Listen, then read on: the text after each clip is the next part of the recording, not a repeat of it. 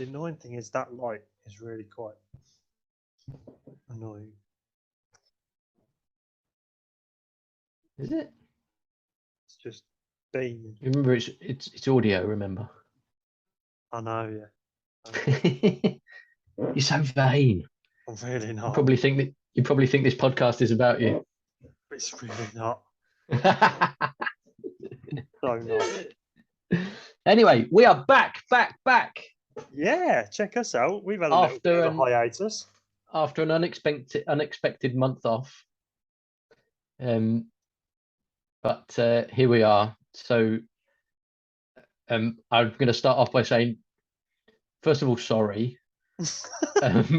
Sorry for not being here, but also thank you to those of you who messaged us to check that we were okay. Especially Superfan Martin, your best mate, your best mate Dave in Cardiff. Oh yeah, are we still mates? I hope we're still mates. Yeah, and our other friend Martin in Sweden, who is from Vistopia, the group, not the. He's not from. He's from the state of mind, Vistopia. I mean, we're all from Vistopia in a way. But Martin says his the new song is due out very, very soon. There is a new song due out very, very soon. I've been following updates on social media. Yes, he's teased a bit of the album artwork today. Single cover artwork today. Right. That's very exciting. Can't wait to hear that. Yeah, be good. Yes, awesome. And I also need to give a shout out to Joe. Because after I gave a shout out to Dean in a previous episode, she got the hump that I didn't mention her as well. So, hello, Joe. Sorry about that. And thank you for listening. It's loads of apologies to people that we've never met. But yeah. But we love them. We love them all. Absolutely. Cheers. And I said absolutely a lot. Sorry. Yeah. And also, hello to Leanne as well, who I saw on a Instagram post on the back of listening to our post-vegan camp out episode is booked for next year. So I'm not sure if we should get on to camp out and should be up for a bit of commission for that. Should we? I'd have thought so, yeah. Yeah, surely. Yeah. Or at least free tickets. Yeah, maybe. We'll see. We'll get Jordan on and ask for a freebie. Yeah. That'd be pretty cool, wouldn't it? That would be pretty cool. But cooler than that, we have our own celebrity on today, don't we? We do. Who, incidentally, on his YouTube channel, just did a very good interview with Jordan from Vegan Campout. There you go. So that all links in. That was well planned. That. Yeah, it was really well planned. Yeah, on the cuff. Yes.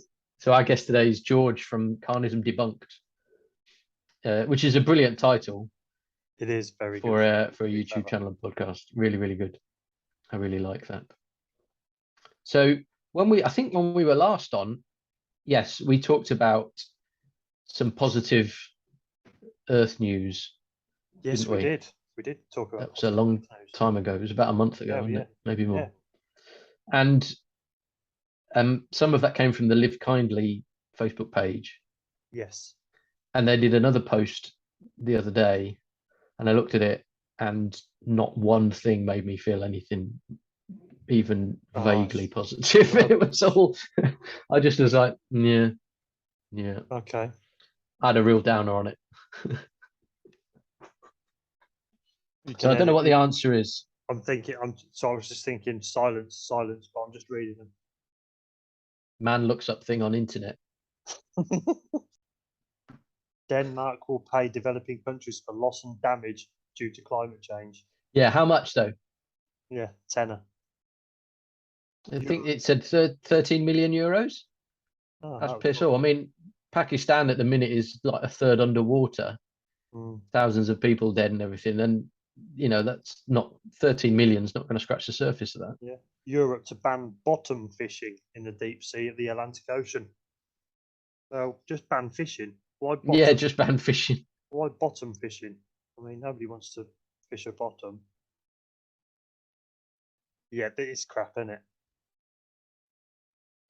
It's it didn't pick me up in the way that previous months have done. And I think I don't know if that's more because of perhaps a state of mind, or just maybe there just isn't much to be hopeful about at the moment. It just seems a bit grim. Wagamama makes changes to delivery bowls, saving 330 tons of plastic a year, or just stop putting meat in your food. Yeah, yeah, that's it. You know, it's that plastic argument. It I go to Costa and I buy a bloody frappuccino, and they give me a paper straw and put it in a plastic cup. I'm like, yep. You do cardboard cups for the hot drinks. Just give me one of them. Yep. And also, plastic straws. They're not the thing that kills animals in the ocean. No, eating them kills fishing them. nets. Eating them and fishing nets, like cast-off fishing equipment. That's what kills the animals in the ocean. Yeah. So why don't we stop with the fishing? But we saw a horrible video of a turtle with a straw up his nose. So that if we stop using straws, then that will make a difference. Yeah. Absolute nonsense. Absolute nonsense. Absolute nonsense. I've really been enjoying Elwood's dog meats social media posts over the last few weeks. Some of them have been absolutely hilarious. The pictures that they get of someone cuddling a dog, and then you swipe over and it's like steaks or something. It's absolutely tremendous. Absolutely tremendous. I've shared a couple of their posts and I got exactly the reaction I wanted. Oh really? You got perfect. Some biters? Oh, I got some proper. Is this a fucking joke? Yeah. Yeah. Anyway, what else have we got? I haven't got anything else, I don't think. No, it's been a bit rubbish, really, in the news front. Apart from, it's been rubbish all round because there's not been that great news going, or any news really, except war. No one can afford anything. Yeah, and worse than all of that, VREV shut. Yes, honestly, I said to Lou on Sunday, I said, "Look, VREV shut," and she was like, "I'm genuinely upset." Yeah, because like I've been there with you. What have we been in there twice, 3 times? Definitely twice. Me and you have done 3 times. I've probably been in an extra 4 on top of that. Yeah, I went in with a bunch of guys from work when we did a presentation up in Manchester. Yeah, like about 4 years ago. And 4 of us went in there. I was the only vegan. But they all went in there. And we all had a good meal. And it was it's just really sad, isn't it? Not only is it sad news, their social media was even worse because they just kept taking pictures of people crying. Yes, it was really sad, wasn't it? It was so sad. I did send him a message to say, "Do you want to come on and tell the story of VREV?" It would be good to hear the story of it from our first. That was our first goal, wasn't it? If we could get VREV on. To get VREV on. I put that in the message. I put you were on our list to come on as guests, and now now what? But yeah, it's so sad, very sad. But the thing is, like, I'd love to be able to go out and eat at a vegan restaurant every day. One, I haven't got one near me. I haven't got one near me, let alone a choice of near me. Yeah, not solely vegan. And 2, I couldn't afford it. No. And I'd be the size of a house. And let's just get the caveat in there that it's not that vegan food is expensive, it's that restaurant food is expensive. Everything is expensive. Yeah, because the cost of living has gone up 10%. But my salary hasn't gone up 10%. Nope. No. So let's not go down that road. No. Well, no, that's where Patreon might have to come in. Nothing to do with animal activism. Can you pay Matthew's electricity bill? Yeah, you hear it, don't you, on all the other podcasts that we might listen to. Like, we can continue our work. Yeah, we can get better equipment and we can do this and that. Actually, we just needed to pay our electricity. We need to keep the lights on. well, last episode we talked about the Brook Farm Animal Sanctuary Open Day, Yeah, which was happening near me, and I did go. Me and Lou went, and it was absolutely amazing. I put some pictures up and a video up on my Instagram feed. You could feed the sheep. Apparently, they love biscuits. Who And doesn't? they were just like marauding around, like looking for people with biscuits. It was absolutely fantastic. But Brook Farm had an information sheet up, and it said that their monthly bill just for food for animals is $2,500. Now, and they haven't. It's not a massive sanctuary. That's a lot for just for food. I mean, that's not covering vets' bills, electricity, insurance, their own living costs, because it's a family-run thing. There's only, I think, 2 adults and some kids, so it's not even like they've got massive incomes to support it all. So I really do feel for all those animal sanctuaries at the moment, and it must be so difficult. Yeah, made me think, just as you said that. So how many animals are there approximately, ballpark figure? Oh, Jesus. 50 to 100. 50, right. Let's say 50. Exactly. 50 to 100 animals. You think about how much a food shop would be in a household. People pay from 100 to 300 pound a week on food for a family of 4 or 5, whatever, and they've got 50 animals. Yeah, amazing. That's a big food budget, isn't it? And especially because everything's going up. Every time we go shopping, it seems like prices have gone up for stuff.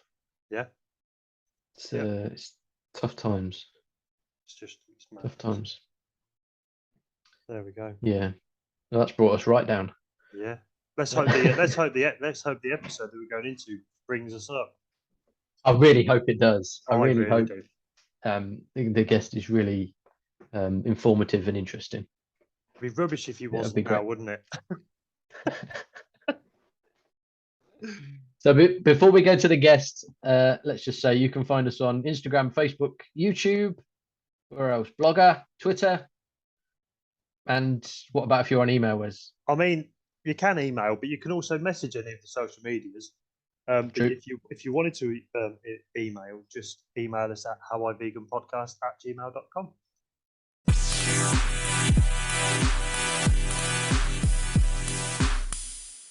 Our guest this episode is an animal rights activist, YouTuber, and podcaster with thousands of followers. He's our first vegan celebrity guest. So please welcome the host of Carnism Debunked. It's George. Hey George. Guys, thanks for having me on. I'm no celebrity, but yeah, thank you for that.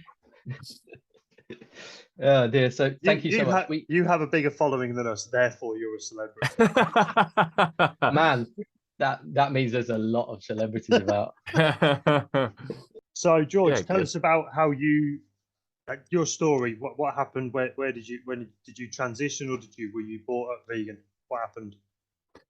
Yeah, so like pretty much everyone, I was just raised in the same way as everyone else was, eating animals, and the idea of veganism never even crossed my mind. It was only brought really to my attention, as to why I should be vegan and an animal rights activist in late 2012 when I came across Gary Yourofsky's speech, The Best Speech You'll Ever Hear. So that's the speech I always recommend people to watch. I always recommend non-vegans to watch it, because if it could change me, I guess it could change a hell of a lot of people, because I was like the furthest person from vegan you could possibly imagine. So that was the first thing that got me looking into animal rights and veganism. And then I started doing, I was always active from when I went vegan in about 2013. I was always posting stuff on social media and going to protests and stuff. But then I started doing like street outreach in about like 2016. And I'm doing that like regularly now still with We the Free. So yeah, I guess that's my story so far. So what was the biggest struggle when you decided to go vegan? For me, it's definitely people. I think the stuff like ordering at restaurants and checking ingredients labels in the supermarket and stuff, I think that's so trivial. That's not a real struggle. For me, the real struggle, the real anguish is seeing the apathy from those around us, who you assumed would care. And that's part of what we call dystopia, I guess. So I don't know if either of you checked out my podcast episode with Claire Mann. Yeah. She's the psychologist, who coined the term and talks about, the anguish of being vegan in a non-vegan world. And for me, the struggle was when you first go vegan, you just assume that every single person you're going to tell about this, you're going to tell the truth. And you're so excited. It's like, I'm going to tell my friend this and my family member that. And they're just going to change because I changed and they're a good person. And there's good people and evil people in the world. And we're all the good people. And all the good people are going to change. And then it just falls on deaf ears. And you find out that you're the only one who's actually doing something about this. And either people just meet it with apathy or they shrug it off or they say, I don't know, that sounds messed up and I don't want to hear it. Or, really disappointingly, you hear people you assumed were really nice, kind-hearted people say really callous, evil things about animals. And that's the worst one. Yeah, I've got some people I work with. I love them to bits. They're some of my best mates. And I've tried to share the Gary Yourofsky video and they're like, I'm not watching that. It's an hour long. I'm like, it's an hour out of your day. Just watch 5 minutes of it. See how that goes. Oh, I can't be arsed. Yeah. I'm like, come on. A pig had to lie in a gestation crate for a flipping month, trapped on her side, and you can't watch a 1 hour speech about what you're putting her through. I mean, the injustice is just maddening, to be honest. Mm. It is. That is such a struggle for quite a few of the people that we've had on previous episodes have said the same sort of thing, that actually the food aspect of it, going plant-based, is not really that difficult when you made that decision. You just it's just new recipes and, like you say, checking ingredients. But it's people the problem. And the funniest thing, it's hardly even new recipes. You eat the same meals just with the vegan alternatives. Oh, that's it. Oh, what a struggle. Instead of having chicken tikka masala tonight, I have the plant-based chicken tikka masala and I swap the cream out for the plant-based cream. Oh, what a horrible struggle that was. It took so much time out of my day to pick that item off the shelf instead of that one.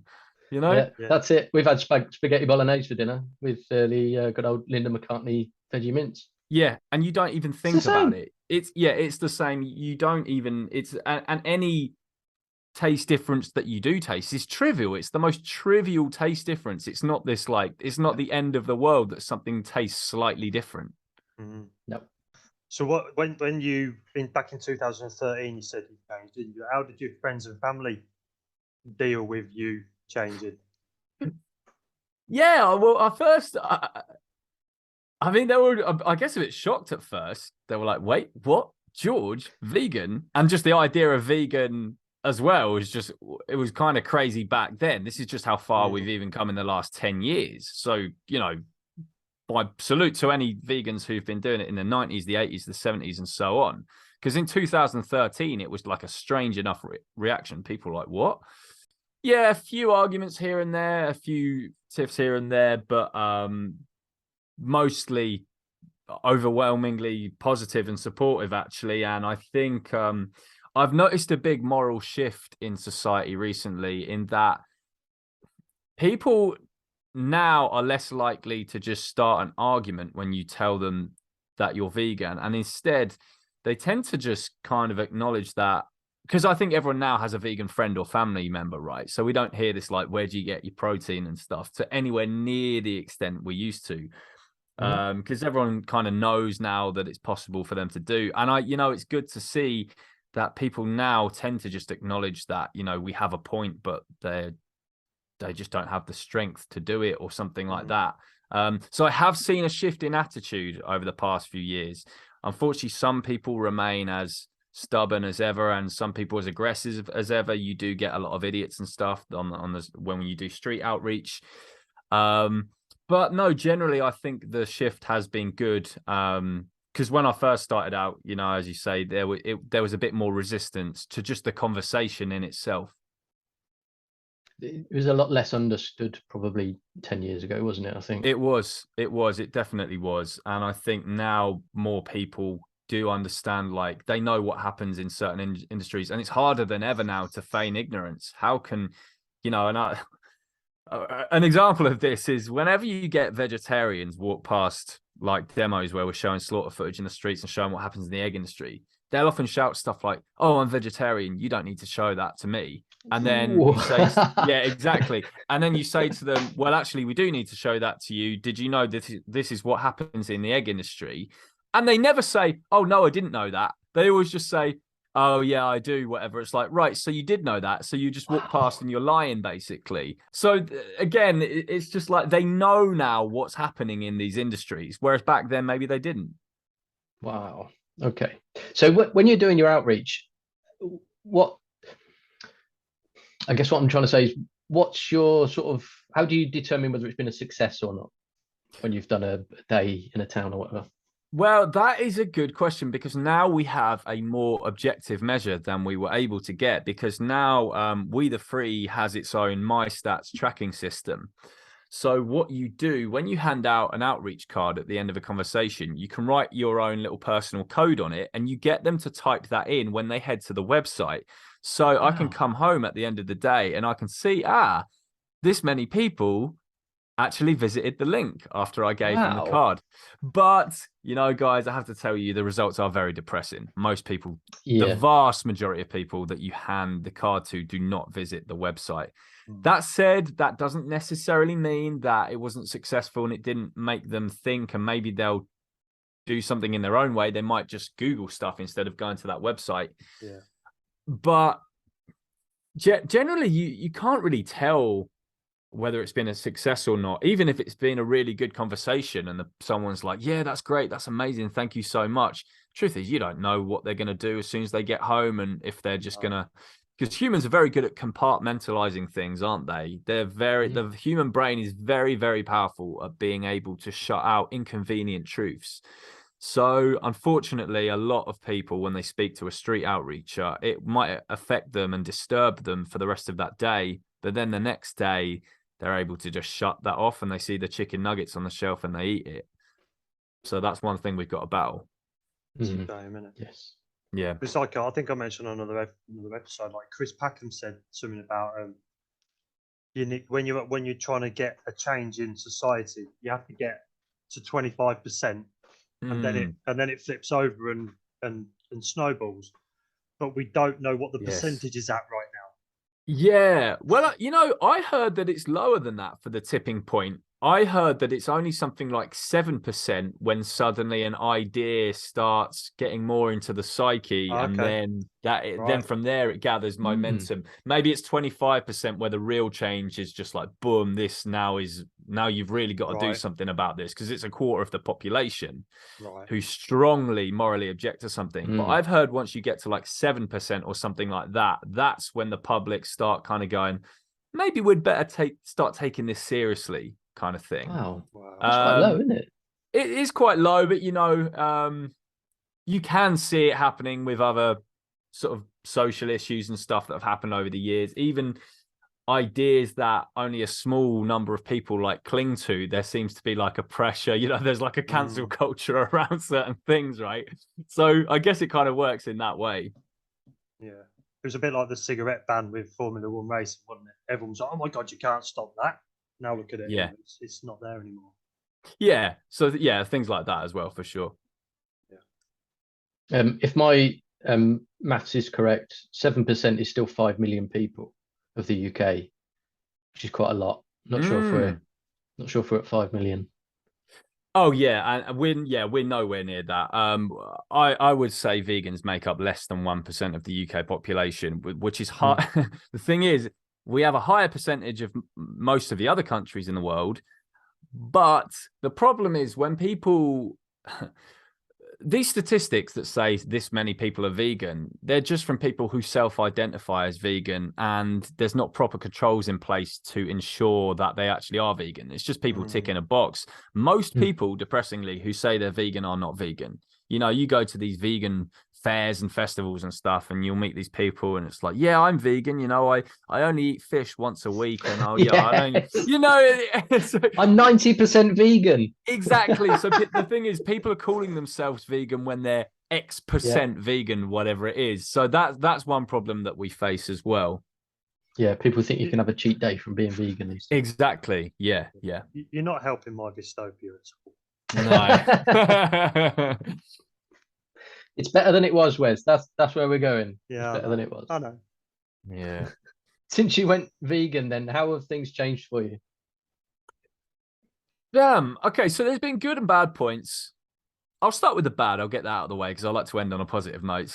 Bad points, I've become bad points. I've become massively more misanthropic. I'm now much more of a realist. Before I was vegan, I had this like ignorant, rosy perception of the world that, you know, good always triumphs over evil, and everyone is good and kind, and what a wonderful world, and how beautiful it is. And then since I've gone vegan, you know, that veil has been lifted, and I now see the world as this dark, horrific, evil, cruel place that it actually is. And I think people who don't think we live in a cruel world do live in a sort of, you know, in a little fantasy there. This world sucks. There's more negative stuff going on in this world than there is positive.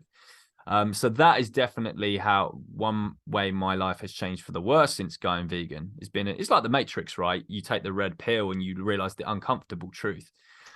Ways my life has improved since going vegan, though, I now have more a wider social circle than I ever have before. It's amazing knowing so many hundreds of people and connecting over something that's so important. So my social life is more vibrant than it's ever been. My calendar's chock with events, and I feel like my life has more meaning and purpose now. I don't know, it just feels like I've got a goal to accomplish before I die, and it's not something that's like one of these just boring kind of normie goals, just like, oh, you know, I want to get this promotion here, or I want to like have kids, or I want to get the house with the white picket fence. You know, if that is what people want to do, whatever. But I think that this just gives this real kind of like moral imperative meaning for my life. And it's like, when I die, I actually want to be remembered for the impact that I made socially, the changes that I made. So I guess that's a good thing. That is an excellent thing.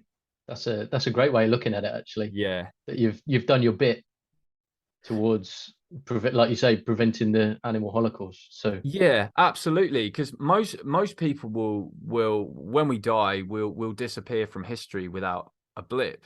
But I think for us as vegans, if we can be the social change makers, not that we should be doing it for us. I'm not saying to go vegan for this reason, but one thing to look at your life from a positive perspective here, if you're ever feeling down, is thinking, I'll be remembered as being on the right side of history, hopefully, when I die. Yes. Wow. So just before we move on to the next question, I've got to ask you that kind of your how you mentioned like misanthropic and that sort of thing, which I just had to Google just to make sure I understood it. But that kind of ties in with the Ephilism episode of your podcast. Yes. Where you had the guy on saying that basically we should all stop breeding. Yeah. Absolutely blew my mind, because I've got to say I didn't really get it. Yeah. That was quite deep for me, to be honest with you. Yep.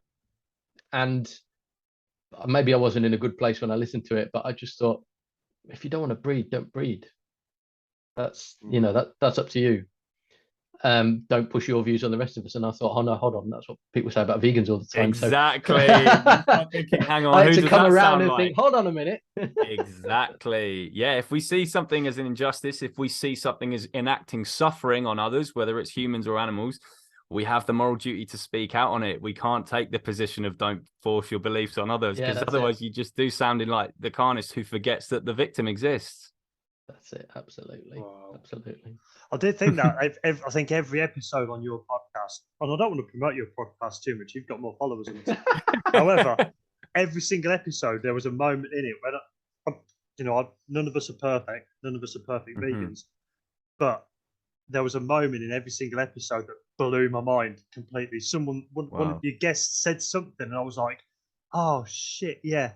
Yeah, that's just made me realise that's wrong as well.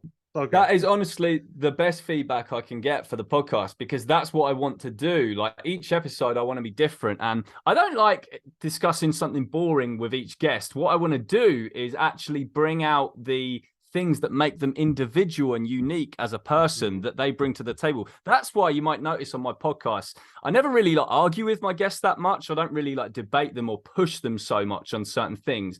I like to just have someone on the podcast who's quite a unique character and has something about them that I feel they bring interest into the table, and just let them say it, just give them that little platform to say these ideas and just provoke thought and stuff. So that's, I guess, part of the idea of my podcast. I want each of my guests' uniqueness and individuality to come out, and these ideas that people have never even considered before to just be brought to the table, whether people agree or disagree. Yeah. That the episode 2 that was Laith, Ream, and Hugh Hancock. Yeah, it was what you just said there. It was you weren't promoting an argument between either of them. You were letting them argue, and you were just keeping it calm. And I love that. Yes, but it was great. Yes. They were debating against each other, not like adults, and you were just there going, "So what do you think about this? So what do you think about that?" And I was like, "It's genius, so genius." That's it. And I just want to bring out the best of each guest that I have on, so people listen to each episode and it provokes thought in that sense. 100%. So you mentioned earlier on about silly old questions that people gave us. So where do you get your protein and other nutrients from?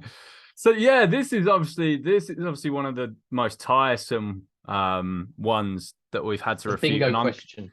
Yeah, and I'm glad that we don't get it anywhere near as much as we used to. In fact, I haven't heard it maybe in a few years. I do hear objections about protein, but I haven't heard specifically where do you get your protein in a few years. And, you know, the simple answer is literally every single food. So every single food has protein in it. And there's never been a recorded case of a vegan in history with Kwashiorkor. Now, people are probably listening to that and say, huh, what the hell did he just say?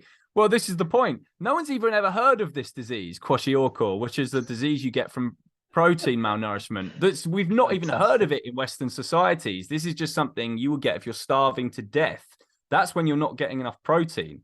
If you're just living in a developed society, you go to the supermarket, you manage to eat however many meals a day you need to get by and go to sleep that night not hungry, you are getting enough protein. And it's not something you even need to track. And some of the world's top performing athletes now are eating plant-based diets. So what excuse does anyone have? Yeah, absolutely. We only put it in there just to be annoying to everybody else. Well, yeah. But what I found interesting is that generally the answers are quite similar, but there have been a few that have been really quite unusual and quite different. And I do feel like I have actually learned something from asking it. Yeah, for sure. Cool. Okay, so what's the best thing about being vegan? Best thing for me about being vegan, I think, is just knowing that you're not paying for the injustice that is happening, that you're speaking out about. You know, I don't see veganism as this thing you do for some kind of personal benefit. I don't see it as some kind of like health movement or anything like that. You can be a junk food vegan for all I care. As long as you're not paying for animal abuse, I don't care what you put in your body. That's absolutely fine. You can be fat, thin, strong, weak as a vegan. I really don't care. For me, the best thing about being a vegan is just not funding the oppression that we're speaking out against. And that should be, I think that's the only motivation that we should be having. Talk about fast food vegans. Our favourite Manchester restaurant closed down yesterday. We're gutted. Oh, don't tell me. Is that VREV? Yeah. Do you know what? I never had the privilege of eating there. I've been to Manchester maybe 3 or 4 times since it was there, and there was always like a queue outside, or there was always fully booked up. So I knew it was a very, very popular place, and people just visiting Manchester would go there. That's how sought after it was. It wasn't just a place where the locals would go. People knew about VREV all over the country, including me, and I've never even been there. So that's how popular it was. So I'm sad to hear that that's closed down, because I know they did do this nice like heart attack looking burger with the donut in the center and everything. They had some crazy looking, it was amazing, treats. So yeah, I'm sad about that for sure. Yeah, we were really upset when we saw that over the weekend. Yeah, really sad.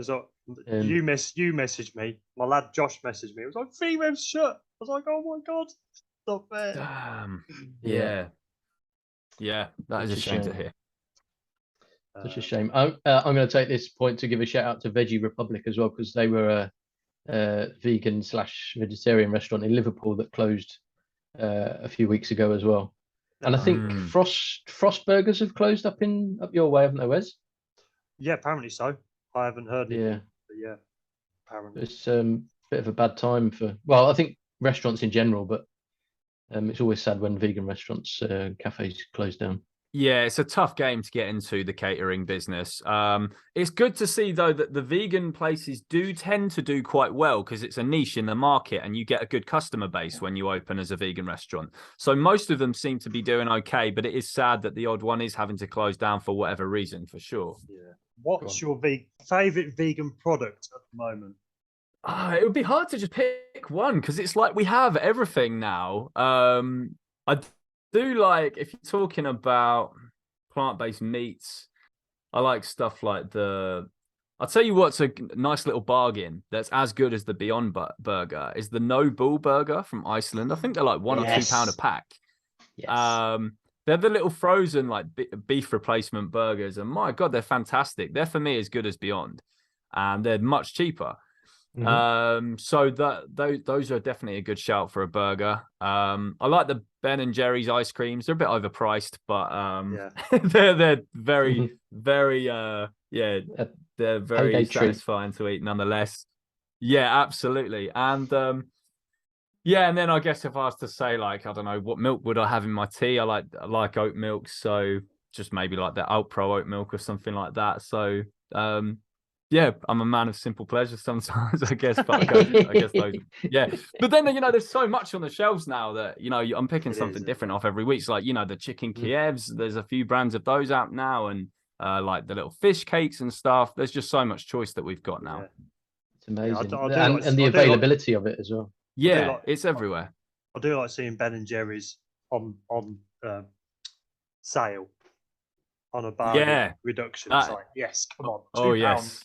All right. So, aside from watching the famous Gary Yurovsky video, what advice would you give to anyone who's thinking about going vegan? So, I have two bits of advice actually for someone who is just about to go vegan or has just gone vegan, but maybe they're finding things a little hard, or they need these two little things just to motivate them. Number one is to replace the word because the way we talk to ourselves is very powerful, right? So replace the word can't with don't want to. Now, what I mean by that is when you first go vegan, you might see something on the shelves and you go, oh, I can't have that.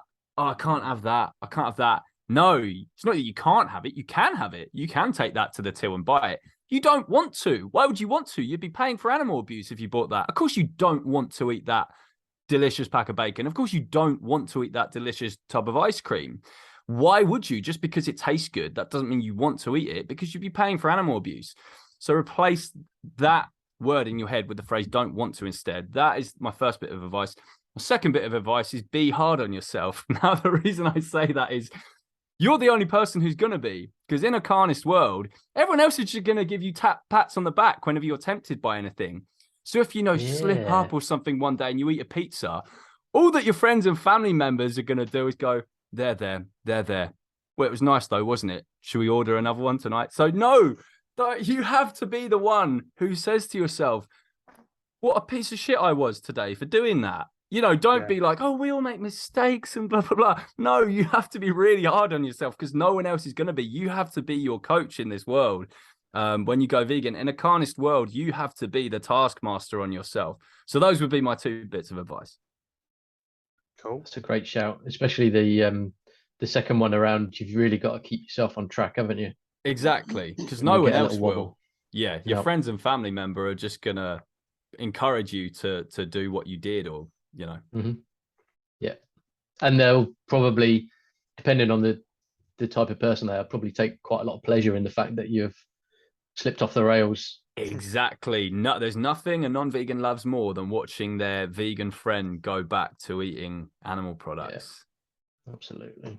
I did that with my wife. It was disgraceful. Yeah. It was awful. So I feel like such a knob now, but at the time I was like, yes, she's eating beef. It was, Oh my God. It was Yeah. terrible. I took a picture of her and everything. It was horrendous. So now you look back and cringe on that, which is great Yeah, because it yeah. shows you fucked up. Yeah, it's yeah. crap. So who's your vegan inspiration? Obviously you're ours. What a Thank you creep. so- Wow. Yeah, cheers, guys. Well, I have so many activists who inspire me, so I couldn't. It's hard to single out certain people. I'd end up naming a whole list of people. So I just have to be, you know, I'll just go back to what I said earlier and about the best speech you'll ever hear. I guess I'd pin my number one inspiration as Gary Yourofsky, because I guess he's essentially the person that changed me. And without his speech, without coming across his speech, I probably wouldn't be where I am today. So yeah, I think Gary is the absolute king, and the way he articulates things, the way he phrases things, I just think is incredible. I call him the human book you can't put down, because he has this amazing power, this amazing technique. I think he's quite adept in like psychology and the way he says things, in that once you listen to him start speaking, you can't click the little cross on your browser. You have to listen to every single thing that he's saying. And he has this amazing, and I haven't seen anyone else have that quality that he has. So yeah, he's the king at that. I know, because I hadn't watched it until about a month ago, and it was only after. So one of our other guests, our super number one fan, Martin, he'd mentioned it and I hadn't watched it. Then you mentioned it on your podcast about you watching it, and I was like, right, I really need to get on this. I thought I was at work, so I just watched it on my breaks, and I thought I'll just watch 5 minutes. It was all right. That 5 became 15, and I was like, right, I need to watch the rest of it. The rest of the day. Right, exactly. And it was just, I couldn't stop watching it then. And it was like, and I'm already on board of it. It was like, it's such a good thing. Yeah, he's very adept in public speaking and how to captivate the listener. Whatever his little psychological trick is that he uses, I want to know it, because yeah, he did to you exactly what he did to me. So yeah. What's your favorite vegan venue or restaurant? Oh damn. There's a little place near me in Bristol called Kutcher, which I absolutely love. It's a very popular vegan like meze bar, so like Middle Eastern cuisine kind of thing. That's really, really good. There's also an amazing Indian restaurant. It's a non-vegan like Indian / Bangladeshi restaurant in the Bristol area called Cinnamon, and it does like a vegan version of every single dish. Like it even does like keema naans, you know, the naan bread stuff with like minced lamb. It does like a vegan version of that and everything. It's so good. So, and that's like probably the tastiest restaurant I've ever been to be fair. So yeah, those are probably two of my favorite places, but I'm sure I'll be missing loads of places off my head, because there's just some amazing places, and I do love going to vegan restaurants and stuff. So yeah. Bristol's one of the top vegan destinations, isn't it? I think. Absolutely. Yeah, it's part and parcel of the reason that I moved here a few years ago. It's just got an incredible vegan scene. Like even non-vegan restaurants will just have like, you know, vegan versions of most of their dishes and stuff. And it's the problem here as a vegan is there's too much choice, basically. Wow. That's what you'll find. It's crazy. Like I haven't even done like I've explored hardly any of the city's vegan cuisine, basically, compared to what I could. What hope do we have for the future? How can we beat dystopia?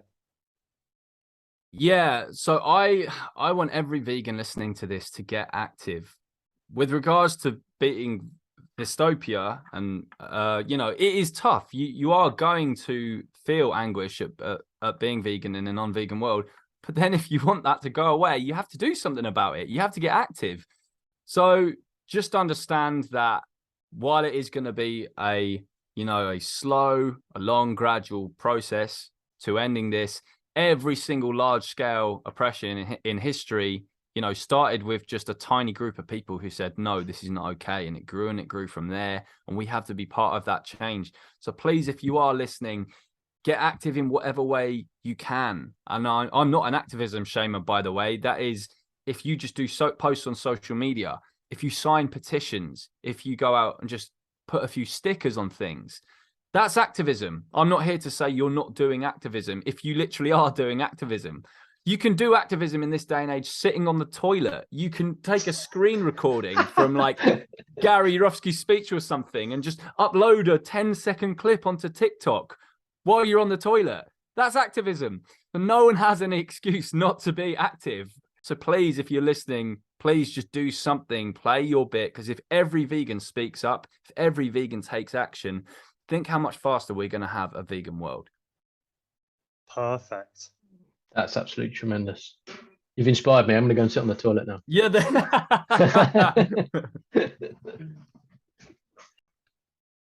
It is really tough when it's, you've got job or jobs, and then you want, because you have to have jobs, but you want to do activism as well, don't you? So it's really hard to sort of marry up the pressures on your time. It's really tricky. Yeah, absolutely. Well, I hope as many activists as possible can, do stuff like full-time activism, because there seems to be shaming over it in the movement. You see stuff like saying, oh my God, why is so-and-so, why is he working, just for himself and he's got all this money on Patreon and we all have to get a normal job. It's like, wait, why would you want so-and-so to be just working a normal job when there's a fucking Holocaust we've got to end right now? It seems crazy to me that anyone would want a vegan just sat behind a desk or at a supermarket or wiping down tables at a bar. Yeah. What we need is some sort of super rich vegan benefactor to set up some sort of scheme where you can go part-time, a bit like your, part-time job and part-time income so that you can tick over. So you've got the time to do the activism without it massively, without it making you homeless. That sort of thing. Yeah, there are a few donors, wealthy donors and stuff in the movement. So hopefully that can, there is going to be some stuff, I reckon, in the future as more money can come into the movement. But yeah, right now in the movement, I don't think there's enough money in the movement. People talk about there money being a problem in the movement and stuff. I think the movement needs more money in it. Otherwise, how can we compete against the powerful enterprises that we're competing against? That's it. You look at the millions and billions that the companies spend on lobbying firms and advertising. There's no way we can compete with that just from going out and talking to people in a town centre on a Saturday afternoon, especially because hardly anyone goes in town centres anymore. So, it's not like 10, 15 years ago when, Saturday afternoon, let's go to town. I can't remember last time I went to a town centre on a Saturday afternoon. You just don't do it anymore. You can do shopping online now, so that's it. You don't get a cube of truth online, do you? No, there you go.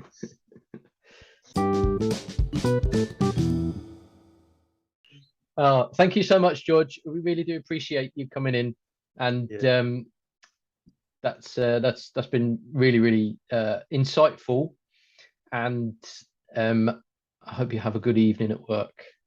Are you out at work? Like, do they know that you're like a famous YouTuber?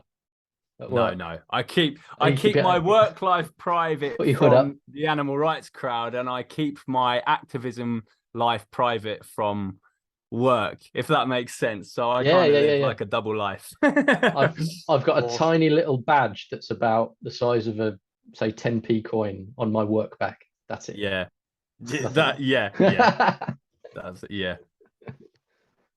Well, thank you, George. It's been an absolute pleasure chatting with you. And you've been awesome. Cheers, pal. Yeah, maybe cheers, guys. See you at Camp Out next year. 100%. Yes, I would love to see you guys there. Thanks for having me on. Thank you so much. Cheers, mate. See you later. All right. Bye-bye. Bye-bye. See you, buddy.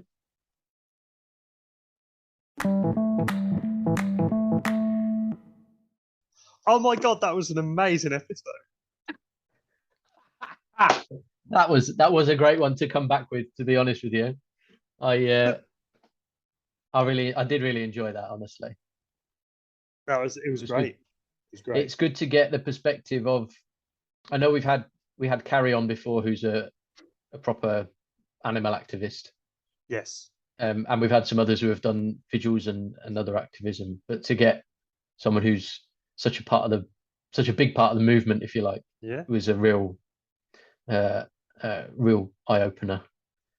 I do feel inspired. Yeah, he's done some stuff, hasn't Mm. Yes, and for what, nearly 10 years now. So that's he? Yeah. a great thing. He's not quite an ancient vegan, but he's on the way. Yeah. Yeah, that was great. Blowing my mind. As I said in the episode, that every single one of his episodes on his podcast blew my mind at some point, and now he's blown my mind on coming to us. So that's amazing. Yeah. But you know what? We've had some feedback from people who've saying that they learn something new every episode. So that's really good. That's good. And we are picking up new listeners, new followers all the time. So we'll do our usual shout out. If you want to come on as a guest, we've got a few lined up for October and early November. But if you want to come on as a guest, then please get in touch. We would love to hear from you. 100%. That would be really awesome. I'm going to give a quick shout out to the Running Snackosaurus, which is a fantastic Instagram name. That is brilliant. And they are vegan runners, #vegan runners. Got to get that shout out in. Obviously. Who have just run the Berlin Marathon this last weekend. Wicked. And good. yeah, blimey, yeah. And so I'm hoping that we'll get them on as guests soon, and they can tell us all about it. Yeah, because do you know what? We haven't had very many vegan runners on.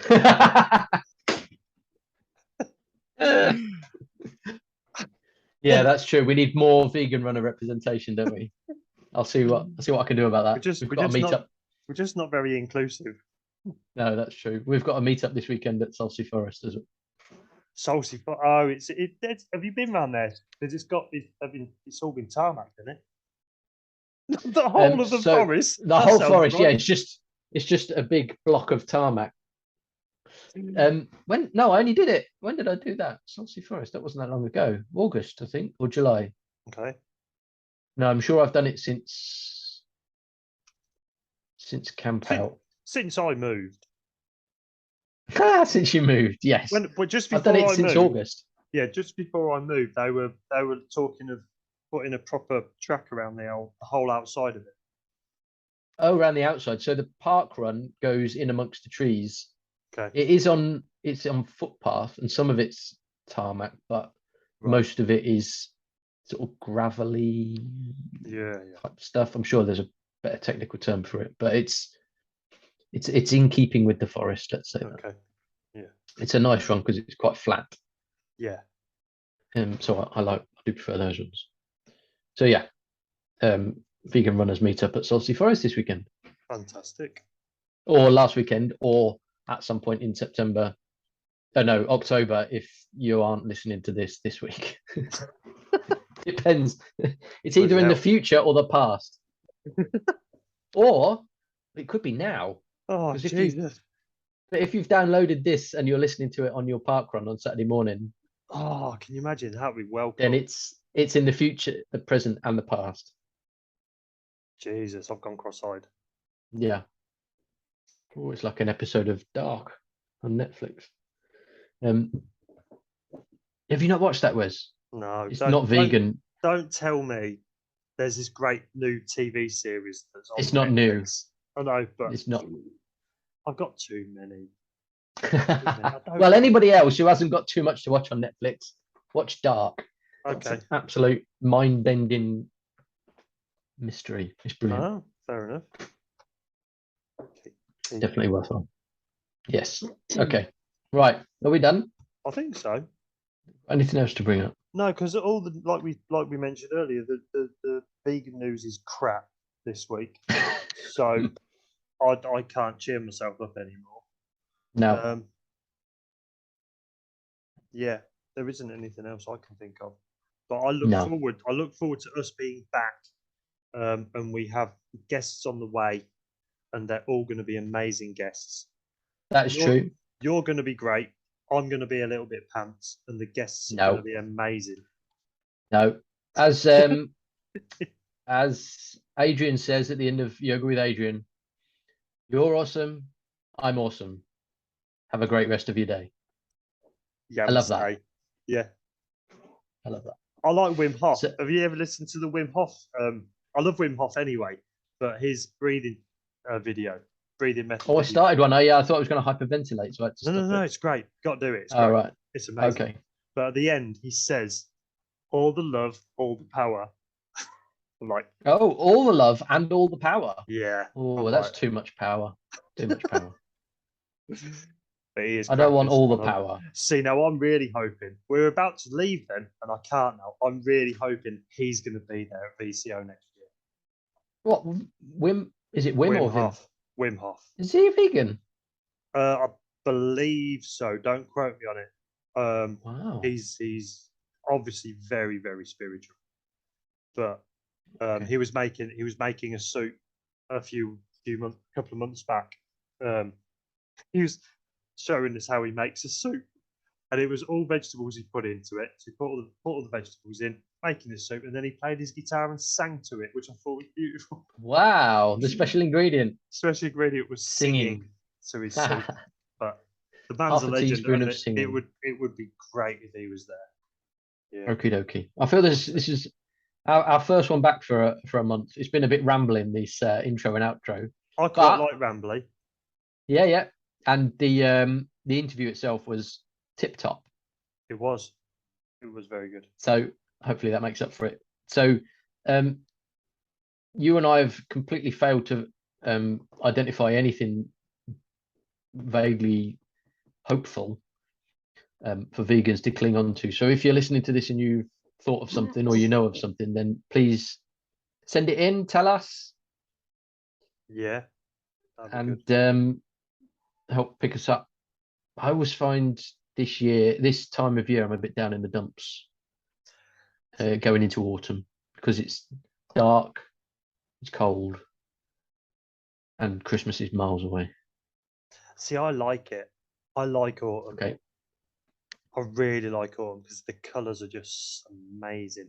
Not really. Yeah, at the that's minute, true. It's a bit early at the minute, but when It's a it bit in does kick between on, at the minute.